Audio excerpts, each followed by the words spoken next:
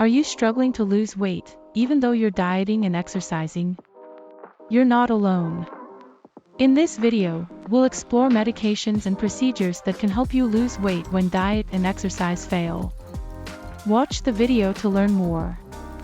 About 42% of the US population was estimated to be obese in 2020. Diseases such as heart trouble, stroke, diabetes, and even cancer can be linked to obesity. By shedding some weight, you can safeguard yourself from medical problems that may lead to early death.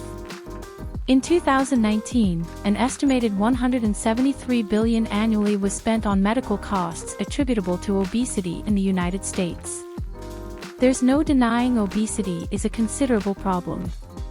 It is a serious and costly medical condition. There are some other choices to consider when diet and exercise aren't enough for you. In the next section, we will take a look at these options in more detail.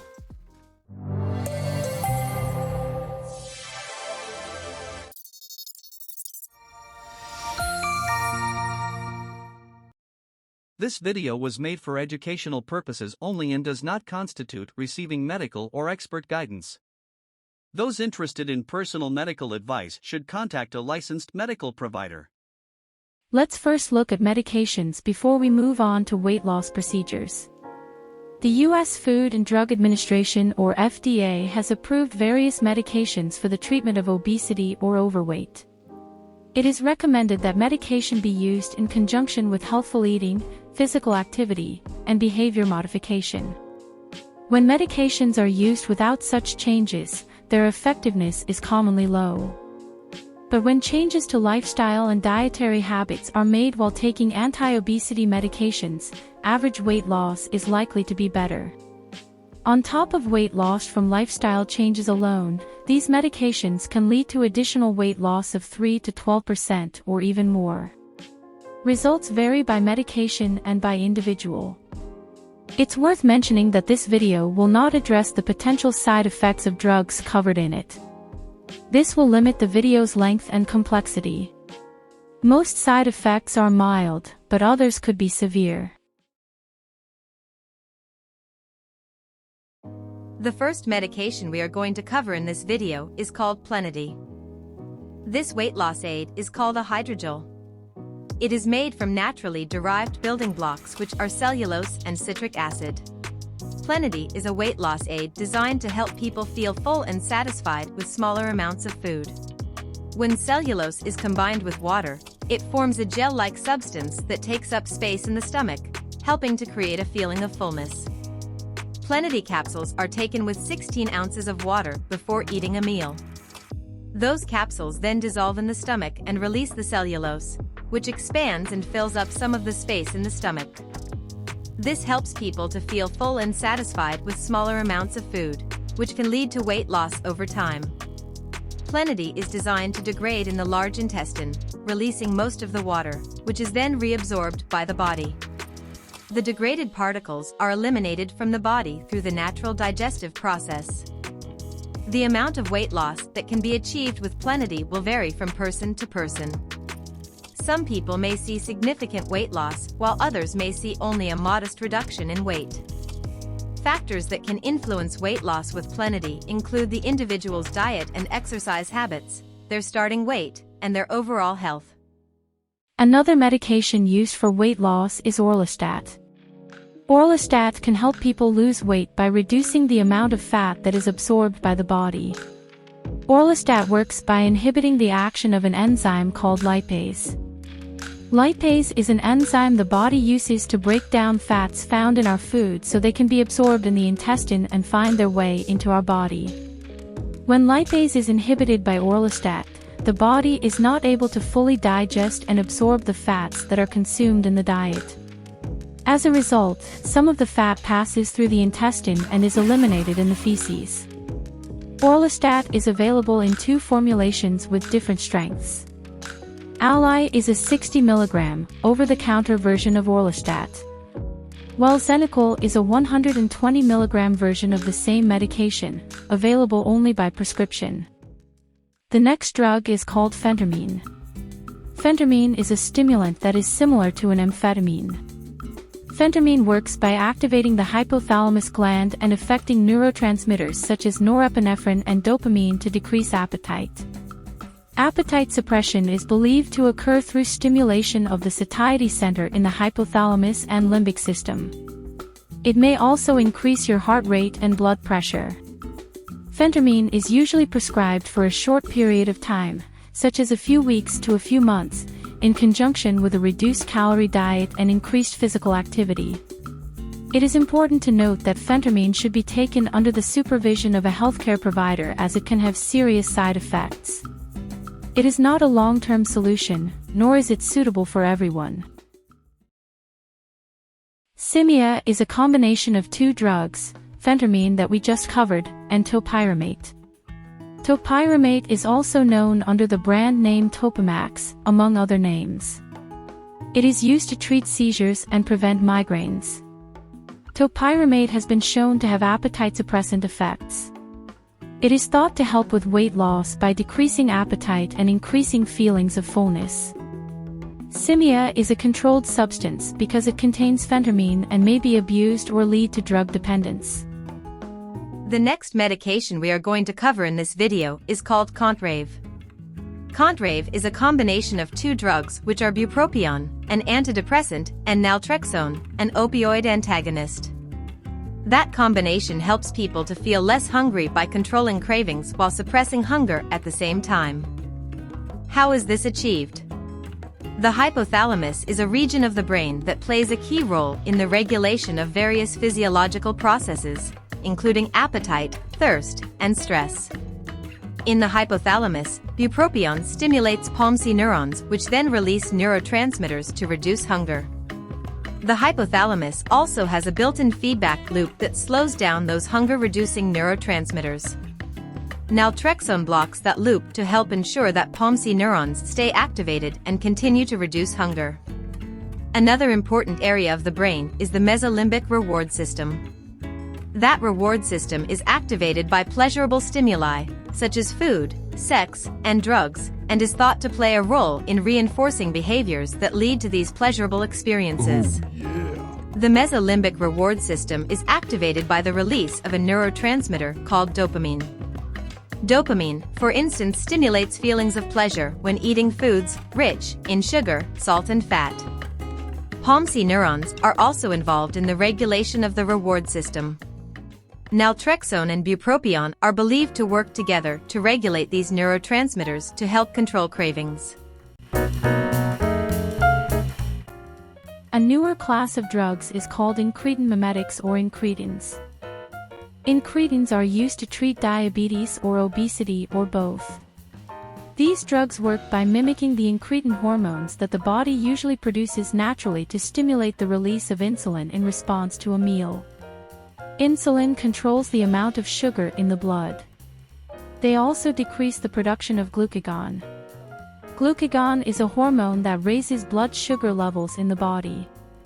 By both increasing the release of insulin and decreasing glucagon levels, blood sugar levels are lowered.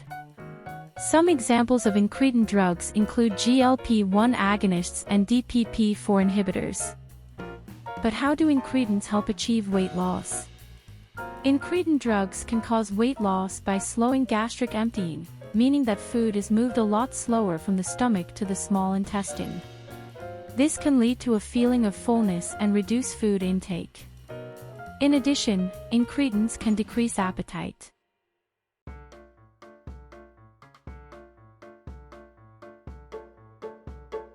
Now let's talk about GLP-1 agonists. GLP-1 agonists are a type of incretin drug that work by mimicking the effects of GLP-1, which is naturally produced in the body and helps to regulate blood sugar. GLP-1 agonists work by activating GLP-1 receptors in the pancreas, which leads to increased insulin production and decreased glucagon production. This helps to lower blood sugar levels. This is the main reason why GLP-1 drugs are used for the treatment of diabetes. As previously stated, drugs of the same class are also used for the treatment of obesity due to their effects on several organ systems including the stomach and the brain. Following a meal, GLP-1 agonists act by slowing the release of food from the stomach, which leads to increased feelings of fullness. In addition, GLP-1 agonists act by activating GLP-1 receptors found in various areas of the brain, including the hypothalamus. The hypothalamus plays a key role in regulating hunger, satiety, and energy balance as previously mentioned. Both activation of GLP-1 receptors in the hypothalamus and decreased gastric emptying help reduce appetite and food intake. This leads to weight loss. The following GLP-1 receptor agonists have been approved for weight management in the United States: Semaglutide and Liraglutide. Both drugs are administered by subcutaneous injection. Semaglutide is long-acting, meaning that the level of this drug can stay high enough in the blood for a long time. This is why it can be administered only once per week. The semaglutide variant approved for weight management in the US is known under the brand name Wegovy. Semaglutide is also available under the brand names Ozempic and Rybelsus. Both are approved for the treatment of diabetes. Even though Ozempic and Wegovy both contain the same drug and are both manufactured by the same company known as Novo Nordisk, the amount of semaglutide available per pen used to deliver the medication is different, with Wegovy being available in slightly higher doses compared to Ozempic. However, Ozempic has been shown to be effective for weight loss as well, making it an option for weight management in patients with type 2 diabetes. Wegovy or semaglutide for weight loss is available in 5 doses ranging from 0.25 mg to 2.4 mg. It is injected once a week under the skin in the abdomen, thigh, or upper arm. Now let's talk about another GLP-1 agonist approved for weight loss. It is called Liraglutide. Liraglutide is a drug available under the brand name Saxenda and Victoza. Both come in an injection pen and deliver the medication under the skin. They are both made by Novo Nordisk, the same company that makes Wegovy and Ozempic. Even though Saxenda and Victoza contain the same active ingredient, which is liraglutide, the Food and Drug Administration has approved them for different uses. While Saxenda is approved to help with weight loss, Victoza isn't approved for weight loss, rather for use in patients with diabetes. However, some people who take Victoza for type 2 diabetes may lose some weight with the drug, making it potentially useful for weight management in patients with type 2 diabetes. Saxenda is administered daily compared to Wegovy, which is long-acting and administered once a week. Also, people taking Wegovy lose significantly more weight on average compared to those taking Saxenda. Next, let's talk about DPP-4 inhibitors. DPP-4 inhibitors, also known as Gliptins, are a type of incretin drug that works by inhibiting the enzyme DPP-4.